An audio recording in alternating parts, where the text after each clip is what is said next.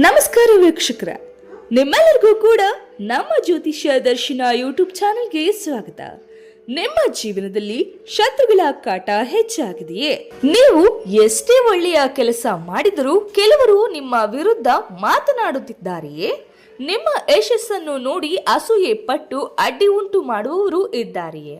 ಹಾಗಿದ್ದರೆ ಇಂದಿನ ಈ ವಿಡಿಯೋವನ್ನ ಕೊನೆಯವರೆಗೂ ತಪ್ಪದೇ ನೋಡಿ. ಇಂದು ಶತ್ರುಗಳ ಕಾಟ ಕಡಿಮೆಯಾಗಲು ಜ್ಯೋತಿಷ್ಯ ಸಂಪ್ರದಾಯದಲ್ಲಿ ಹೇಳಲಾಗುವ ಕೆಲವು ಸರಳ ಪರಿಹಾರಗಳ ಬಗ್ಗೆ ತಿಳಿದುಕೊಳ್ಳೋಣ.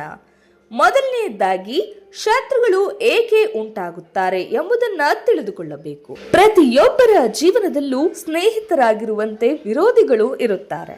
ಕೆಲವರು ನಮ್ಮ ಬೆಳವಣಿಗೆಯನ್ನ ಸಹಿಸಿಕೊಳ್ಳಲಾರರು, ಕೆಲವರು ಅಸೂಯಿಂದ ನಮ್ಮ ಬಗ್ಗೆ ಸುಳ್ಳು ಸುದ್ದಿಗಳನ್ನ ಹಬ್ಬಿಸುತ್ತಾರೆ, ಇನ್ನು ಕೆಲವರು ನಮ್ಮ ಕೆಲಸಕ್ಕೆ ಅಡ್ಡಿಪಡಿಸಲು ಪ್ರಯತ್ನಿಸುತ್ತಾರೆ.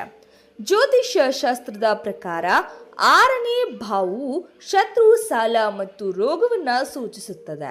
ಈ ಭಾವದಲ್ಲಿ ಅಥವಾ ಅದಕ್ಕೆ ಸಂಬಂಧಿಸಿದ ಗ್ರಹಗಳಲ್ಲಿ ದೋಷ ಉಂಟಾದರೆ ಶತ್ರುಗಳ ಕಾಟ ಹೆಚ್ಚಾಗಬಹುದು ಎಂದು ನಂಬಲಾಗುತ್ತದೆ. ಆದರೆ ಎಲ್ಲ ಸಮಸ್ಯೆಗಳಿಗೂ ಗ್ರಹಗಳೇ ಕಾರಣ ಎಂದು ಹೇಳಲಾಗುವುದಿಲ್ಲ. ನಮ್ಮ ನಡವಳಿಕೆ, ಮಾತಿನ ರೀತಿ ಮತ್ತು ಕೆಲವೊಮ್ಮೆ ತಪ್ಪು ತಿಳುವಳಿಕೆಗಳು ಕೂಡ ಕಾರಣವಾಗಬಹುದು.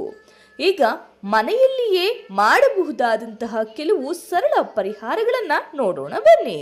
ಮೊದಲ ಪರಿಹಾರ, ಪ್ರತಿದಿನ ಬೆಳಿಗ್ಗೆ ಸ್ನಾನ ಮಾಡಿದ ನಂತರ ದೇವರ ಮುಂದೆ ಒಂದು ತುಪ್ಪದ ದೀಪವನ್ನ ಹಚ್ಚಿ, ನಂತರ ಭಕ್ತಿಯಿಂದ ಹನುಮಂತನನ್ನ ಅಥವಾ ನಿಮ್ಮ ಇಷ್ಟ ದೇವರನ್ನ ಪ್ರಾರ್ಥಿಸಿ. ಸಾಧ್ಯವಾದರೆ ಪ್ರತಿದಿನ ಒಮ್ಮೆ ಹನುಮಾನ್ ಚಾಲೀಸ್ ಅಥವಾ ಶ್ರೀರಾಮ ಜೈ ರಾಮ ಜೈ ಜೈ ರಾಮ ಎಂಬ ನಾಮವನ್ನ 108 ಬಾರಿ ಜಪಿಸಿ.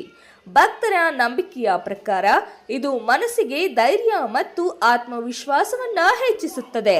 ಇನ್ನು ಎರಡನೇ ಪರಿಹಾರ, ಮಂಗಳವಾರ ಅಥವಾ ಶನಿವಾರ ಹನುಮಂತನ ದೇವಾಲಯಕ್ಕೆ ಭೇಟಿ ನೀಡಿ ದೇವರಿಗೆ ವೀಳ್ಯದೆಲೆ, ಬೆಲ್ಲ ಅಥವಾ ಬಾಳೆಹಣ್ಣು ಸಮರ್ಪಿಸಿ. ನಿಮ್ಮ ಜೀವನದಲ್ಲಿರುವ ಅಡೆತಡೆಗಳು ದೂರವಾಗಲಿ ಎಂದು ಪ್ರಾರ್ಥಿಸಿ. ಮೂರನೇ ಪರಿಹಾರ, ವಾರದಲ್ಲಿ 1 ಬಾರಿ ಮನೆಯ ನೆಲವನ್ನ ಸ್ವಚ್ಛ ಕಲ್ಲು ಉಪ್ಪು ಹಾಕಿ ನೀರಿನಿಂದ ಒರೆಸಿ.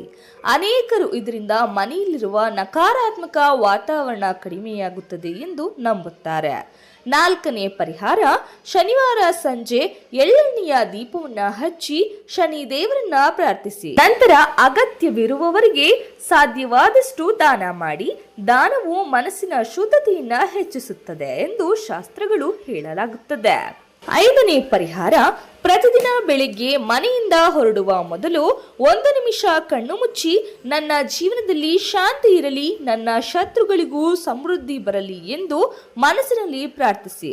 ದ್ವೇಷಕ್ಕಿಂತ ಕ್ಷಮೆ ಮತ್ತು ಶಾಂತಿಯೇ ದೊಡ್ಡ ಶಕ್ತಿ ಎಂಬುದನ್ನ ಮರೆಯಬೇಡಿ. ಇದೆಷ್ಟು ಮನೆಯಲ್ಲಿ ಮಾಡುವಂತಹ ಪರಿಹಾರಗಳು. ಇನ್ನೊಂದು ಮುಖ್ಯವಾದ ವಿಷಯ, ಯಾರಾದರೂ ನಿಮಗೆ ನಿಜವಾಗಿಯೂ ಕಿರುಕುಳ ನೀಡುತ್ತಿದ್ದರೆ ಅಥವಾ ನಿಮ್ಮ ವಿರುದ್ಧ ಕಾನೂನು ಬಾಹಿರವಾಗಿ ವರ್ತಿಸುತ್ತಿದ್ದರೆ ಕೇವಲ ಆಧ್ಯಾತ್ಮಿಕ ಪರಿಹಾರಗಳನ್ನೇ ಅವಲಂಬಿಸದೆ ಅಗತ್ಯವಿದ್ದರೆ ಕುಟುಂಬದವರು, ಹಿರಿಯರು ಅಥವಾ ಕಾನೂನು ಅಧಿಕಾರಿಗಳ ಸಹಾಯ ಪಡೆಯಿರಿ. ಸ್ನೇಹಿತರೆ, ನೆನಪಿಡಿ, ಶತ್ರುಗಳನ್ನ ಸೋಲಿಸುವ ದೊಡ್ಡ ಅಸ್ತ್ರ ಎಂದರೆ ನಮ್ಮ ಒಳ್ಳೆಯ ಗುಣ, ನಮ್ಮ ಪ್ರಾಮಾಣಿಕತೆ ಮತ್ತು ದೇವರ ಮೇಲಿನ ನಂಬಿಕೆ. ಒಳ್ಳೆಯ ಕೆಲಸ ಮಾಡುವವರನ್ನ ದೇವರು ಎಂದಿಗೂ ಕೈ ಬಿಡುವುದಿಲ್ಲ. ಈ ವಿಡಿಯೋ ನಿಮಗೆ ಇಷ್ಟವಾದರೆ ಲೈಕ್ ಮಾಡಿ, ನಿಮ್ಮ ಸ್ನೇಹಿತರಿಗೂ ಶೇರ್ ಮಾಡಿ ಮತ್ತು ಇಂತಹ ಇನ್ನಷ್ಟು ಜ್ಯೋತಿಷ್ಯ ಹಾಗೂ ಆಧ್ಯಾತ್ಮಿಕ ಮಾಹಿತಿಗಾಗಿ ಜ್ಯೋತಿಷ್ಯ ದರ್ಶನ ಯೂಟ್ಯೂಬ್ ಚಾನೆಲ್ ಅನ್ನ ಸಬ್ಸ್ಕ್ರೈಬ್ ಮಾಡಿ.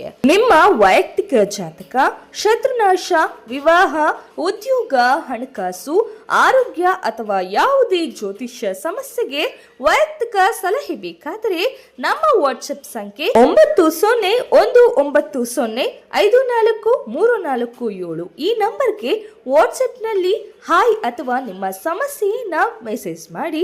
ನಾವು ಅಥವಾ ನಮ್ಮ ತಂಡದವರು ನಿಮ್ಮನ್ನ ಸಂಪರ್ಕಿಸುತ್ತೇವೆ. ಧನ್ಯವಾದಗಳು. ಮತ್ತೆ ಮುಂದಿನ ವಿಡಿಯೋದಲ್ಲಿ ಭೇಟಿಯಾಗೋಣ. ನಮಸ್ಕಾರ.